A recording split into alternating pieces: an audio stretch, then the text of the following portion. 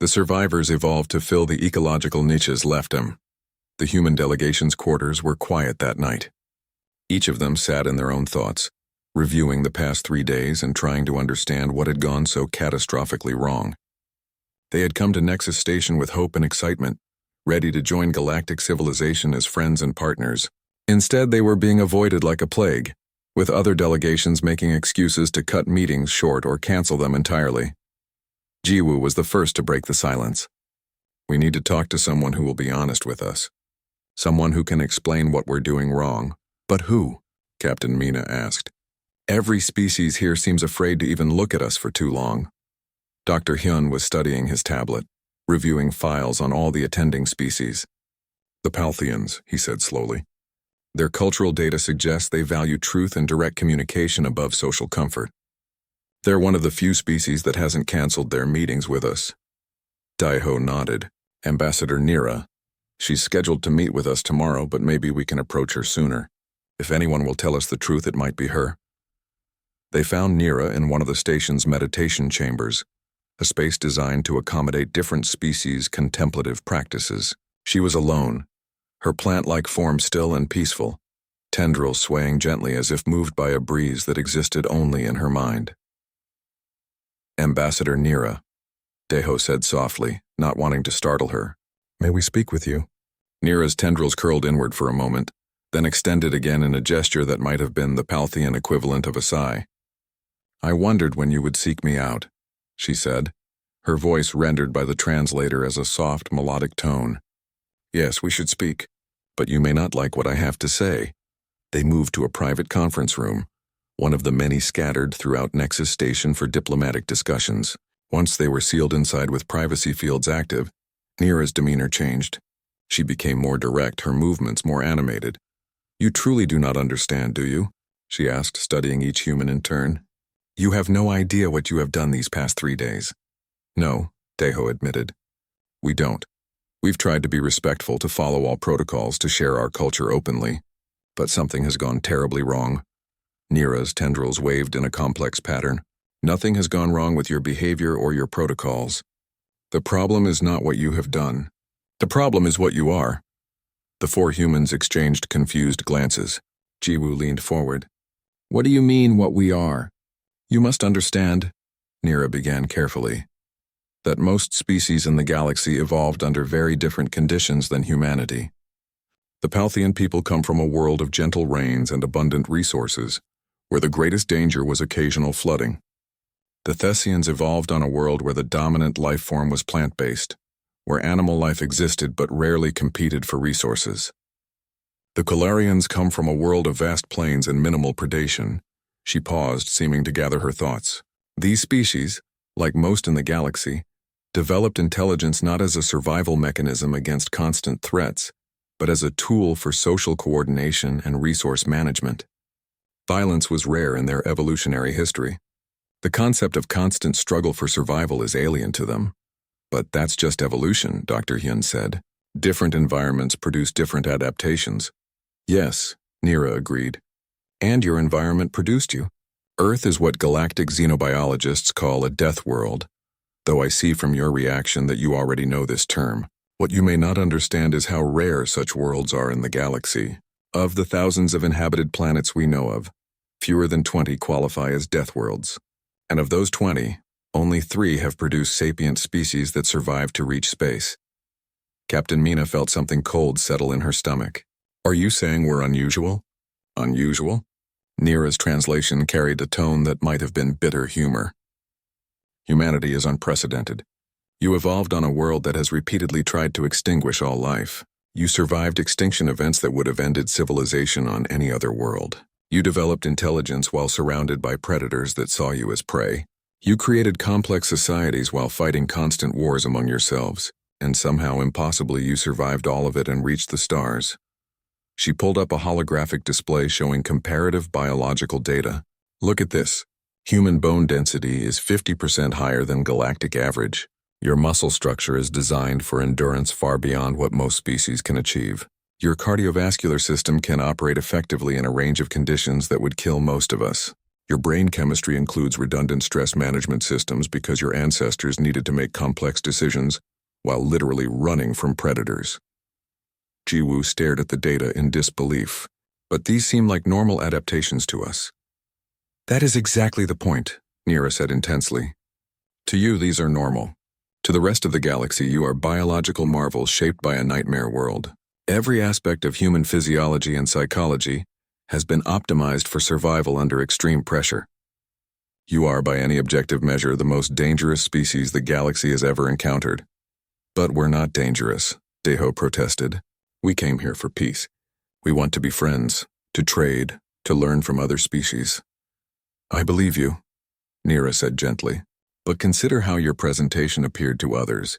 You casually mentioned defeating the Vrexian Empire in 6 months. Do you understand what that means? The Vrexians have been the dominant military power in this region for 2,000 years. The Council has been fighting a slow defensive war against them for centuries.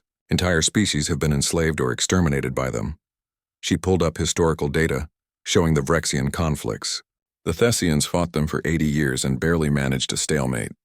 The Quilarians lost 3 colony worlds before the Vrexians decided they weren't worth the effort to fully conquer. And humanity, brand new to the galaxy, defeated them in 6 months, and you called it a minor skirmish. The humans sat in stunned silence as the implications sank in. Then you showed us your food, Nira continued. You described eating fermented rotting materials and consuming mild toxins for pleasure. You showed us sports where you deliberately injure yourselves for entertainment. You displayed military training that looks like systematic torture to species that have never needed to develop such extreme measures. Dr. Hyun's face had gone pale. We were just sharing our culture. I know, Nira said sympathetically. But imagine how it appeared. You showed us evidence that even your own planet is hostile to you, and you responded not by trying to make it safer, but by becoming more dangerous yourselves. You trained your bodies to endure pain. You developed a culture that glorifies struggle and overcoming adversity. You created entertainment that celebrates surviving impossible situations. She pulled up footage from the human presentation. Look at this from an outsider's perspective. You showed us films about humans fighting while mortally wounded, refusing to die until their mission was complete. You described this as inspirational. To a species like the Thessians, whose instinct when seriously injured is to enter a healing trance and wait for help, this seems like insanity. Captain Mina was beginning to understand. They think we're monsters. Not monsters, Nira corrected gently. Apex predators. The difference is important. A monster is unpredictable and irrational, but you are neither of those things. You are highly organized, technologically advanced, and frighteningly effective. You are predators who evolved intelligence, and that terrifies everyone here. But we don't want to be predators, Jiwoo said desperately. We want peace. And that is the only reason this conference hasn't dissolved in panic, Nira replied. Because despite all the evidence of your dangerous nature, you keep insisting that you want friendship. You came here unarmed as requested. You followed all protocols. You have been nothing but polite and respectful, and that creates cognitive dissonance. She leaned forward, her tendrils extending toward them in what her species used as a gesture of emphasis. The Council invited you here expecting to establish humanity's place in galactic hierarchy. They thought you would be like the Vrexians, aggressive but manageable, a species they could contain through diplomacy and mutual defense pacts. Instead, they discovered that you are far more dangerous than the Vrexians ever were. But unlike the Vrexians, you seem to genuinely want peace. What do we do? Deho asked. How do we fix this? Nira was quiet for a long moment. You cannot make yourselves less dangerous. You cannot change your evolutionary history or your cultural development. What you are is what you are. But you can choose what you do with it. The Council meets in secret session tomorrow, she continued. They are deciding how to handle the human problem. Some species are calling for immediate containment, perhaps even military action before you become more powerful. Others are arguing for isolation, cutting Earth off from the rest of the galaxy and hoping you stay in your own space. And a few, like my people, are advocating for cautious engagement, because a species as dangerous as humanity would be better as an ally than an enemy. She looked at each of them in turn. Tomorrow you will have one chance to address the full Council, one opportunity to tell them who humanity truly is, and the third day of the conference should have been filled with bilateral meetings, private discussions between different delegations to explore potential alliances and trade agreements. The human delegation had received several meeting requests before their cultural presentation. After it, those requests had quietly been canceled or postponed indefinitely. Deho sat in the human delegation's quarters aboard Nexus Station, reviewing the schedule changes with growing concern. In the span of 12 hours, their carefully planned diplomatic agenda had fallen apart. Only one species, the Palthians, had maintained their scheduled meeting, and even that had been moved to a more public venue, as if the Palthians didn't want to be alone with the humans. "We did something wrong," Deho said, looking at his team. "I don't know what, but somehow we've offended everyone here." Captain Mina was pacing, a habit she fell into when troubled. Could it be the Vrexian situation? Maybe these species are allied with them, and our victory made us enemies by association. "No," Dr. Hyun said, shaking his head. "I've been reviewing the political data we got from Vrexian sources. Most species here have been fighting the Vrexians for centuries. They should be grateful we defeated them, not frightened of us." "Frightened?" Jiwoo looked up sharply. "You think they're afraid of us?" Hyun pulled up footage from the cultural exchange, studying the alien body language with the eye of someone trained to read such signals. "Look at this. The way the Quilarian delegate's wings folded when you mentioned Earth's predators. That's a defensive posture. And here, when Captain Mina discussed military training, the Thessian ambassador's pupils dilated. That's a fear response in their species." "But we were just being friendly," Jiwoo protested. "We were sharing our culture, showing them who we are." "Maybe that's the problem," Deho said slowly. "Maybe who we are is the issue." They spent the rest of the morning reviewing every interaction, trying to identify where they had gone wrong. They watched videos of their presentations, read and reread their statements, and compared everything against the cultural guidelines they had been given. Nothing seemed obviously wrong.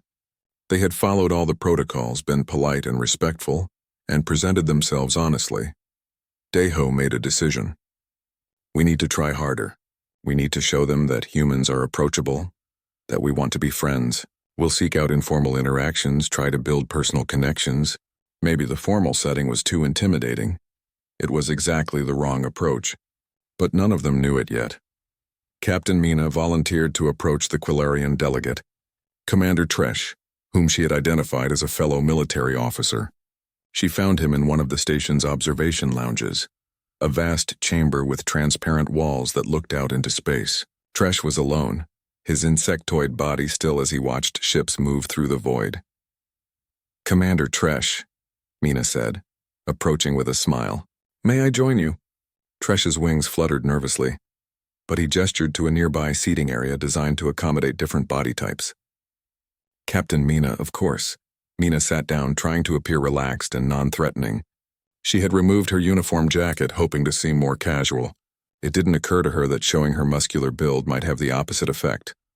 "I wanted to talk to you about military strategy," she began, thinking this would be common ground. "I'm fascinated by how different species approach warfare. The Quilarian military has an impressive defensive record." Tresh's translator rendered his response in a buzzing tone that sounded uncertain. "We defend our territory when necessary. We do not seek conflict." "Of course not," Mina agreed. "Neither do humans, really. But when conflict comes, we've learned to be effective." She leaned forward, enthusiasm showing in her eyes. "I'd love to discuss your defensive strategies sometime. Humans could learn a lot from species with more experience in galactic warfare." "Experience?" Tresh's wings fluttered faster. "The Quilarian people have fought 3 defensive wars in the last 10,000 years.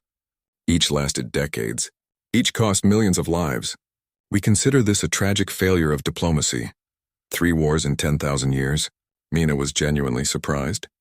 That's incredibly peaceful. Humans have fought, well, thousands of wars just in our recorded history. We've been fighting each other for as long as we've kept records." Tresh went very still. When he spoke again, his voice had changed, gone flat and careful. "You war against your own species?" "Well, yes, historically," Mina said, not recognizing the horror in his reaction. "Different human nations, tribes, factions. We fought over resources, territory, ideology, religion. It was pretty constant for most of our history. That's actually how we got so good at military strategy. We had a lot of practice." She pulled up a display on her tablet showing a simplified timeline of human military history. "See, we developed tactics for every environment. Desert warfare, jungle warfare, Arctic warfare, naval combat, aerial combat, space combat. We learned to fight in every condition Earth could throw at us, and then we kept innovating. Mina was proud of humanity's military heritage, viewing it as evidence of human adaptability and strategic thinking. Tresh saw something entirely different, a species that had spent its entire history perfecting the art of killing, that had turned warfare into a science, that had battled itself for millennia and somehow survived to reach the stars. And now you seek peace? Tresh asked quietly. Of course, Mina said earnestly. Humans unified under one government specifically to end our internal conflicts. We realized that if we could work together, we could accomplish so much more. The war with the Vrexians proved that. When humans fight as one species, we're incredibly effective. It was meant to be reassuring. Instead, it suggested that humanity had only stopped fighting each other to focus their military capabilities outward.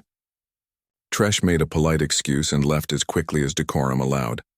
Meanwhile, Jiwoo had sought out the Thessian ambassador, hoping to repair whatever damage the cultural presentation had caused.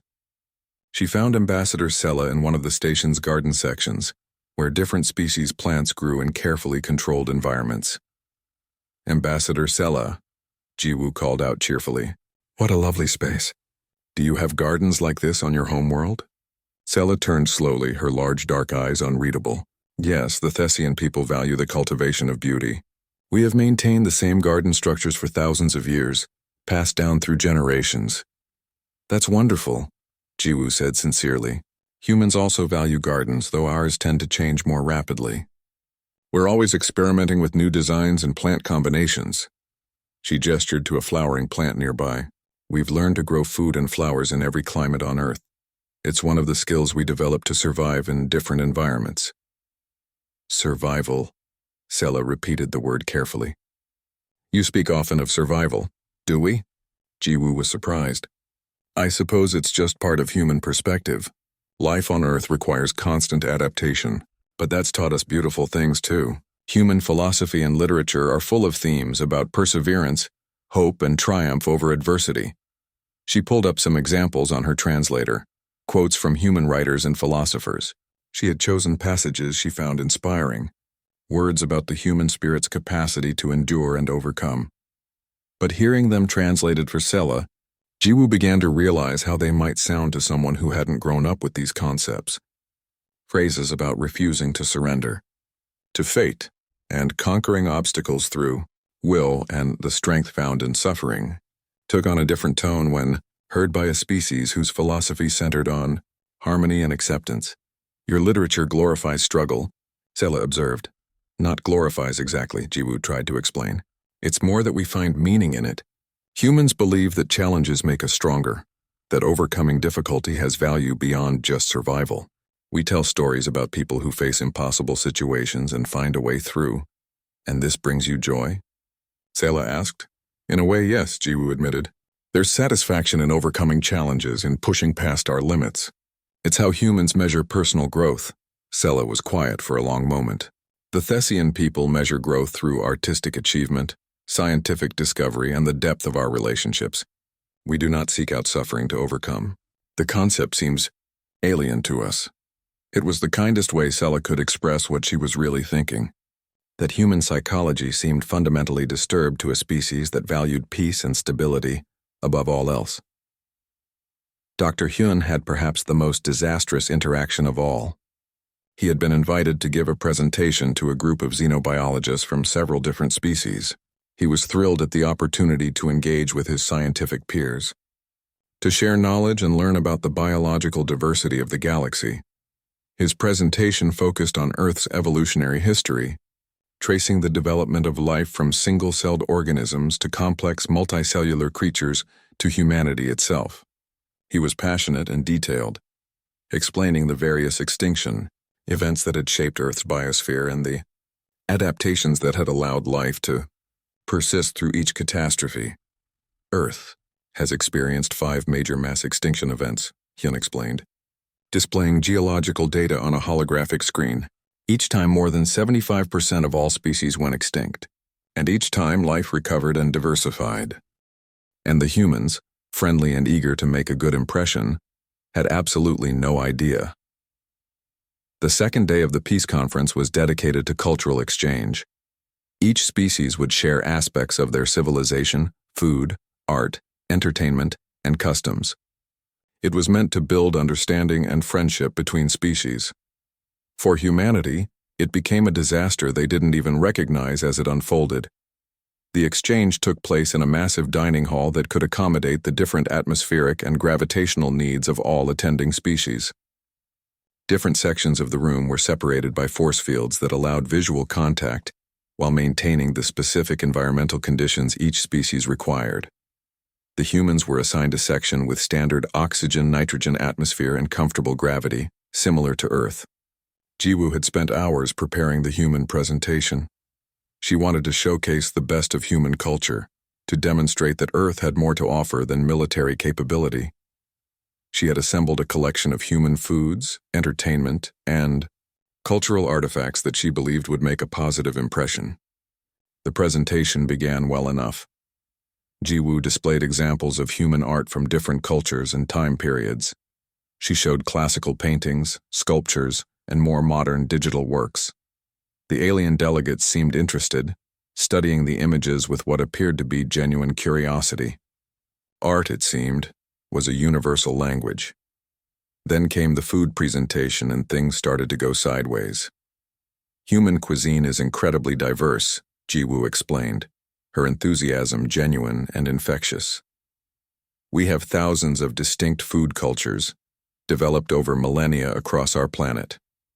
Let me share some examples. She started with what she thought were safe choices: bread, rice, fruits, and vegetables. These were staples of human diet, grown naturally on Earth. Several delegates seemed intrigued. The Palthean representative, a being that looked vaguely plant-like with flowing tendrils instead of limbs, even expressed interest in Earth's agricultural techniques. But then Jiwoo moved on to more complex dishes and the mood began to shift. "This is kimchi," she said, displaying a container of fermented vegetables. It's a traditional Korean dish, made by fermenting vegetables with spices and allowing beneficial bacteria to develop the flavor over time. The fermentation process takes weeks and creates a complex, savory taste that many humans find delicious. The translation came through clearly, but Jiwoo didn't notice how several delegates reacted with visible disgust. To many species in the galaxy, deliberately allowing food to rot and then eating it was horrifying. The idea of consuming something that was actively decomposing, even in a controlled way, seemed barbaric. Humans eat. Decay? Asked a Calarian delegate, his translator struggling with the concept. Well, fermented, not decayed, Jiwoo corrected, not understanding the depth of the revulsion she was creating. The bacteria are actually good for us. They aid digestion and provide beneficial nutrients. Humans have been fermenting food for thousands of years. We also make cheeses, yogurts, wine, beer, and many other foods through similar processes. She moved on quickly, unaware of the growing horror among her audience. And this is a dish that uses capsaicin, a compound that creates a burning sensation. We call it spicy food. Many human cultures prize the ability to tolerate high levels of capsaicin. Some humans even compete to see who can handle the most pain from their food. Dr. Hyun, trying to be helpful, added, "The capsaicin actually triggers pain receptors in human mouths, but many humans have developed a taste for the sensation. We describe foods that hurt to eat as delicious if the pain level is right." The Thessian ambassador looked genuinely distressed. "You deliberately eat things that cause you pain? For pleasure?" "It's an acquired taste," Jiwoo said cheerfully, completely missing the point. She pulled up another display. Humans also consume various mild toxins recreationally. Coffee contains caffeine, which is technically poisonous, but in small doses acts as a stimulant. Alcohol is literally a poison that humans drink to alter their consciousness temporarily. Chocolate contains compounds that are deadly to many Earth species, but only mildly stimulating to humans. Captain Mina, thinking she was being helpful, chimed in. "The human liver is remarkably efficient at processing toxins. We evolved in an environment where we needed to be able to eat a wide variety of foods, some of which contain defensive compounds meant to stop us from eating them. Our bodies learn to neutralize these poisons." What Mina meant as an interesting biological fact sounded to the assembled aliens like a description of a species so desperate and aggressive that they had evolved to eat things that actively tried to kill them. But the real horror show began when Jiwoo moved on to human entertainment.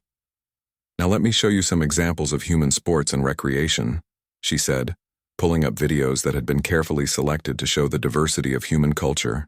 The first video showed a soccer match. Jiwoo thought this would be safe, a simple game of athleticism and skill. But the aliens watching saw something different. They saw humans running at speeds that would exhaust most species, colliding with each other intentionally, fighting for control of a ball with an intensity that seemed excessive for what was supposed to be entertainment. "This is just a recreational game," Jiwoo explained. "Humans play it for fun." The next videos were worse. She showed clips of gymnastics, where humans performed acrobatic feats that required tremendous strength and flexibility. She showed rock climbing, where humans scaled vertical surfaces using only their hands and feet. She showed swimming competitions, where humans pushed themselves to the point of exhaustion in pursuit of fractional improvements in speed. "Humans enjoy challenging their physical limits," Dr. Hyun added proudly. "We find satisfaction in pushing our bodies to perform at their maximum capacity." Then Jiwoo made her biggest mistake. She showed clips from human action movies, thinking they would demonstrate human creativity and storytelling. The films she chose were classics, sequences of humans fighting against impossible odds, surviving catastrophic disasters, enduring terrible injuries, and continuing to fight. The alien delegates watched in growing horror as humans on screen were shot, stabbed, blown up, and subjected to violence that should have killed them, and then kept going. The heroes of these stories won through sheer determination, refusing to give up even when logic said they should be dead. "These are fictional, of course," Jiwoo assured them, "but they represent human ideals, the triumph of will over circumstance, the refusal to surrender in the face of adversity. These stories inspire us." The Kelthian Council representative Thoron spoke quietly. "You teach your children that the proper response to lethal injury is to continue fighting?" "Well, in fiction, yes," Jiwoo said, confused by the question. "These are stories about human resilience and determination." Captain Mina, trying to add context, made things infinitely worse. "Human military training actually does emphasize fighting through injury and pain. Soldiers are taught to complete their missions even when wounded, to push past the body's natural shutdown responses. It's a point of pride in human military culture." She pulled up a presentation she had prepared about human military traditions, thinking it would demonstrate human discipline and organization. Instead, she described training regimens that sounded like systematic torture to species that had never evolved under such harsh selective pressures. "Human soldiers undergo deliberate stress conditioning," Mina explained. "They're deprived of sleep, pushed to physical exhaustion, subjected to simulated combat scenarios designed to trigger fear and panic responses. The goal is to train them to function effectively even under conditions that should incapacitate them." "This is voluntary?" asked the Palthian representative, her tendrils curling in what her species used to express distress. "Of course," Mina said, surprised by the question. "Humans volunteer for military service. They seek out these challenges. Many consider it an honor."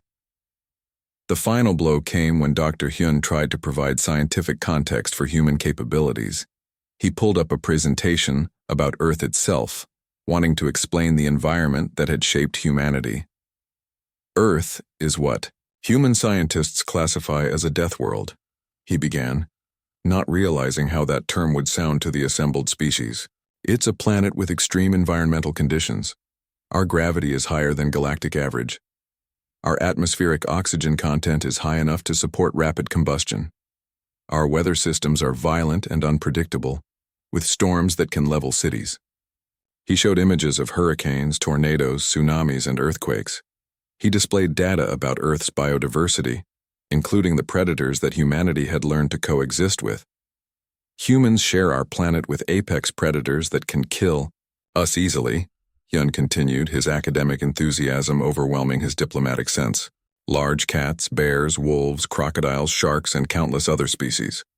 Some of the most dangerous are microscopic bacteria and viruses that have driven human evolution for millions of years. Humans developed complex immune systems to survive in this environment. Your own planet is trying to kill you? Asked a delegate from a species whose name translated roughly as the peaceful ones. Their world was a garden paradise where predation had never evolved beyond small insects eating smaller insects. I mean, not deliberately, Hyun said. The docking process took nearly an hour. The new Dawn had to pass through multiple security checkpoints, each one manned by different species using scanning technology that made the ship's instruments light up with warnings. Daiho watched from the bridge as alien ships of impossible designs drifted past, some moving in ways that seemed to defy physics, others simply hanging in space like sculptures made of light and metal. When they finally received clearance to dock, Captain Mina took personal control of the ship, guiding it into the assigned bay with practiced precision. Through the viewports, they could see the interior of the station, a massive space filled with structures and platforms that seemed to shift and rearrange themselves to accommodate different species' needs. Ready? Daiho asked his team as they gathered at the airlock. Dr. Hyun adjusted his formal jacket, checking that the human diplomatic insignia was properly displayed. As ready as we'll ever be. Jiwoo held a small device that would help translate languages that human vocal cords couldn't produce. Her hands were steady, but her eyes showed nervousness. Remember, smile, but not too much. Make eye contact, but don't stare. Be confident, but not aggressive. So basically, be perfect, Mina said dryly. She had left her military decorations behind, wearing instead a simple formal uniform that still somehow looked dangerous. Some things about a soldier never changed. The airlock opened with a soft hiss. Beyond it, a long corridor stretched toward a large chamber where the welcome ceremony would take place. The walls were made of something that looked like crystal but felt warm to the touch. Lights moved within the material, creating patterns that might have been decorative or might have been some form of communication. They walked together, 4 humans representing their entire species, toward whatever awaited them. The corridor opened into a vast ceremonial hall. And that was when everything started to go wrong, though the humans didn't realize it yet. The hall was filled with aliens. Dozens of species stood in carefully arranged groups, each delegation occupying their own designated area. The diversity was staggering. Some species were vaguely humanoid, while others looked like nothing Earth had ever produced. There were beings made of crystalline structures, creatures that seemed to be composed of living gas contained in force fields, and things that hurt to look at directly because human eyes weren't designed to process their geometry. At the center of the hall stood the council representatives, 7 beings from the oldest and most influential species in the galaxy. They waited on a raised platform, arranged in a semicircle that allowed them to observe all the delegates at once. Daiho led his team forward, walking with what he hoped was diplomatic confidence. He had practiced this approach 100 times, trying to project strength without aggression, capability without threat. He smiled in what he thought was a friendly manner, meeting the eyes of the council representatives as he had been taught was proper in human diplomatic circles. He did not see the way the nearest delegate flinched backward. He did not notice how several species shifted their positions, turning slightly away from the humans as if preparing to flee. He was focused on making a good impression, unaware that every gesture his species considered friendly was being interpreted very differently. The chief council representative was a being called Thoran, a member of the Kelthian species that had founded the council 3,000 years earlier. Thoran stood nearly 8 feet tall, with 4 arms and skin that shifted through subtle color changes to indicate mood. Right now, those colors were showing patterns that meant alarm and uncertainty, but humans had no way to read such signals. "Welcome, representatives of humanity," Thoran said, his voice emerging from a translation device that converted his species' natural communication into sounds humans could understand. "The council is pleased to receive you." Daiho bowed slightly, a gesture of respect from human diplomatic tradition. "The honor is ours, council representative. Humanity is grateful for this invitation and eager to join the galactic community."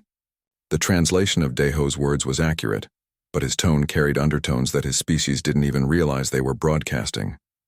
To human ears, He sounded polite and earnest. To the assembled aliens, who had evolved to read threat, levels and potential predators, he sounded supremely confident in a way that apex predators sounded confident. His calm was the calm of something that feared nothing, because nothing could threaten it. Captain Mina stepped forward to present formal credentials, documents that verified the human delegation's authority to speak for Earth. She moved with military precision, efficient and controlled. To her, these were professional movements, trained and practiced.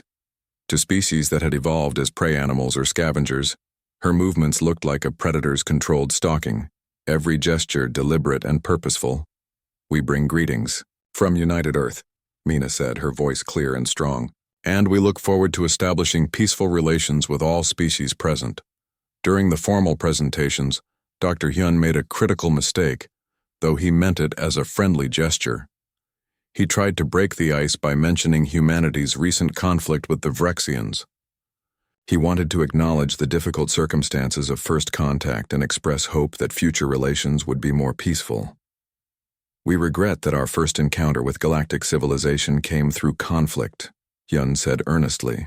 "Our skirmish with the Vrexian Empire was unfortunate, but we're pleased to have resolved it quickly. We hope to build better relationships moving forward." The reaction was immediate and alarming. Several delegates made sounds that their translators rendered as gasps or exclamations of surprise. The Quillarian delegate, a species that looked vaguely insect-like with delicate wings and compound eyes, actually took several steps backward. The humans noticed the reaction but misinterpreted it completely. They thought perhaps they had committed some cultural offense by mentioning the war. They didn't understand the real reason for the shock. The Vrexian Empire had been terrorizing this region of space for over 2,000 years. They were one of the most aggressive and militarily powerful species in the known galaxy. They had conquered dozens of worlds and enslaved entire species. The Council had been fighting a slow, grinding defensive war against them for centuries, losing ground year by year. It was the galaxy's greatest security threat, and seemingly unstoppable force that grew stronger with every world they conquered. Humanity had defeated them in 6 months, not just fought them to a standstill, but actually pushed them back, invaded their space, and forced them to surrender. What Hyun had casually dismissed as a skirmish was the most significant military victory against the Vrexians in recorded galactic history, and humanity spoke of it like it was barely worth mentioning. Thorin recovered his composure first, his skin shifting to colors that indicated forced calm. "Indeed. We are all pleased that the conflict was resolved. Perhaps we should proceed with the welcoming ceremony." The ceremony continued, but the atmosphere had changed. Each delegation was supposed to come forward and greet the humans formally, exchanging pleasantries and establishing initial contact. But as each species approached, the humans noticed something odd. The aliens seemed nervous, almost frightened. They kept their distance, spoke quickly, and retreated as soon as politeness allowed. Jiwoo made another attempt to ease the tension when the Thessian delegation approached. The Thessians were one of the more humanoid species, though they had pale blue skin and large, dark eyes that took up much of their face. Jiwoo smiled warmly at them. "We're so excited to meet you," she said genuinely. "Earth has so many questions about galactic civilization. We have so much to learn." The Thessian ambassador nodded quickly, her translator rendering her response in a high, melodic voice. "Yes, learning is good. We also wish to learn about humanity." "We'd love to share," Jiwoo continued enthusiastically. "Earth has such rich biodiversity, over 8 million species of life, from single-celled organisms to complex predators. We've learned to coexist with everything from microscopic bacteria to massive creatures that could easily kill us. It's taught us so much about adaptation and survival." She meant it as a point of pride, evidence that humanity valued life and had learned to live in harmony with their planet's ecosystems. The Thessian ambassador heard something very different, a species that had evolved surrounded by things trying to kill them and had somehow learned to thrive in such conditions. The ambassador excused herself quickly, retreating to her delegation with hurried steps. "Did I say something wrong?" Jiwoo asked quietly, confused and worried. Deho shook his head, though he was equally puzzled. I don't know. Maybe they're just shy? Or maybe their culture finds enthusiasm rude? They had no way of knowing that word was already spreading through the assembled delegations. The humans had casually mentioned defeating the Rexians. They had described living on a world full of deadly creatures. They moved like predators and smiled in ways that showed their teeth. They had forward-facing eyes like hunters and spoke with the confidence of beings that had never known true fear. By the time the welcome ceremony ended, every species present had reached the same conclusion. Humanity was dangerous. Far more dangerous than anyone had expected. The message arrived on a Tuesday morning at the United Earth Government headquarters in Geneva.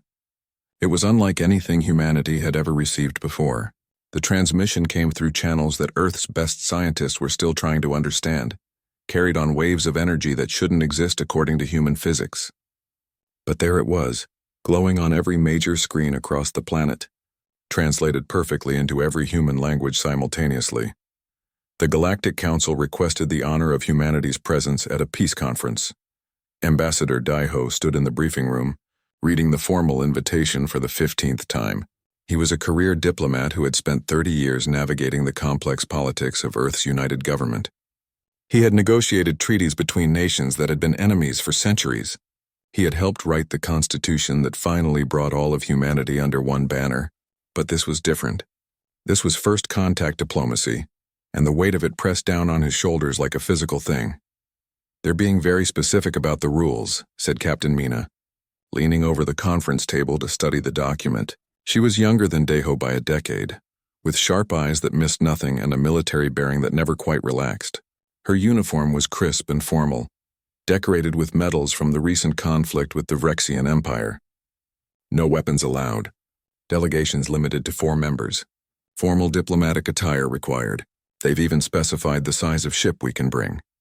Dr. Hewen looked up from his tablet, pushing his glasses up his nose with one finger. He was the government's chief xenobiologist, though until 6 months ago his job had been purely theoretical. Now he spent his days studying tissue samples and biological data from the Vrexians, trying to understand how life evolved on other worlds. It's standard diplomatic protocol, he said. I've been reading everything we captured from Vrexian databases. Most galactic species follow similar conventions for peace conferences. It's actually a good sign. It means they're taking us seriously. Jiwoo sat quietly in the corner, her fingers dancing across a holographic display as she compiled cultural data. She was humanity's best hope at understanding alien psychology and customs. Before the Vrexian conflict, she had been an anthropologist specializing in cross-cultural communication. Now she was trying to apply everything she knew about human cultures to species that didn't even breathe the same air. We need to be careful, she said softly. Every gesture, every word, every choice we make will be analyzed. We're not just representing Earth, we're showing the galaxy who humanity is. Deho nodded slowly. The responsibility felt enormous. 6 months ago, humanity had been alone in the universe, believing they were the only intelligent life among the stars. Then the Vrexians had arrived without warning, attacking Earth's outer colonies with overwhelming force. They had expected an easy conquest, a primitive species that had only just mastered faster-than-light travel. They had been wrong. The war had been brief and brutal. Humanity had fought with a desperation that surprised everyone, including themselves. Earth's military, unified for the first time in human history, had pushed back against the Vrexian fleets with tactics that seemed to confuse and frustrate the alien invaders. Within 6 months, humanity had not only stopped the invasion, but had pushed deep into Vrexian space, forcing them to sue for peace. That was when the Galactic Council had made contact. They had been watching, they said. They wanted to meet humanity properly, to welcome them into galactic civilization. The peace conference would be held at Nexus Station, a massive diplomatic hub in neutral space. 17 other species would attend. It would be humanity's formal introduction to the galaxy. When do we leave? Mina asked, though her tone suggested she already knew the answer. 3 days, Deho replied. The council wants us there within the week. They're sending coordinates and safe passage guarantees. He looked at each of his team members in turn. This is it. This is where we show the galaxy that humanity deserves a place among the stars. We need to be perfect. The next 3 days passed in a blur of preparation. The diplomatic vessel New Dawn was prepared for the journey, its hull polished until it gleamed, its systems checked and rechecked by nervous engineers. It was one of humanity's newest ships, built with technology reverse-engineered from captured Vrexian vessels and improved by human innovation. It wasn't the biggest ship in Earth's fleet, but it was fast and elegant, designed to make a good impression. Deho spent hours reviewing diplomatic protocols with Jiwoo, memorizing the proper gestures and phrases for greeting each species that would attend the conference. Some species communicated through color changes in their skin. Others used complex pheromone signals that humans couldn't even detect without special equipment. A few species found direct eye contact offensive, while others considered it essential for honest communication. Mina prepared security briefings, even though weapons weren't allowed at the conference. She studied the layout of Nexus Station, identifying escape routes and safe zones. She reviewed files on each attending species, noting their military capabilities and historical conflicts. Old habits died hard, and Mina had spent too many years in combat to ever be truly unarmed, even when protocol demanded it. Dr. Hyun compiled biological and cultural data on every species humanity had learned about from Vrexian databases. He created detailed presentations about Earth and humanity, choosing information carefully to present humans in the best possible light. He included data about human art, music, literature, and scientific achievements.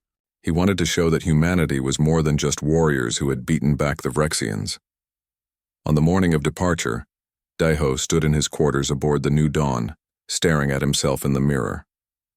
He wore formal diplomatic robes in deep blue, embroidered with symbols representing United Earth. He looked calm and confident. He hoped it wasn't a lie. The journey to Nexus Station took 2 days through faster-than-light corridors that human scientists still didn't fully understand. The New Dawn followed the coordinates provided by the Council, traveling through regions of space that no human had ever seen before. They passed systems with alien stars in colors Earth's sun had never shown. They saw worlds that made Earth look tiny and insignificant. As they approached Nexus Station, the crew gathered on the bridge to watch. The station was enormous, easily the size of Earth's moon, hanging in space like an artificial planet. Thousands of ships from dozens of species orbited around it, representing civilizations humanity had never dreamed existed. "We're really doing this," Mina whispered. Deho straightened his robes and took a deep breath. "Yes, we are. Remember, we're here to make friends and show the galaxy that humanity is ready to join galactic civilization. We're diplomats and scholars, not conquerors. Let's make Earth proud." The New Dawn glided toward its assigned docking port, carrying humanity's hopes and dreams toward their first real meeting with the galactic community. None of them knew that everything they were about to say and do would be interpreted in ways they couldn't imagine. None of them realized that humanity's attempt to seem friendly and civilized would instead mark them as the most terrifying species the galaxy had encountered in millennia. The peace conference was about to begin, and humanity was walking into it completely unprepared for the impression they were about to make.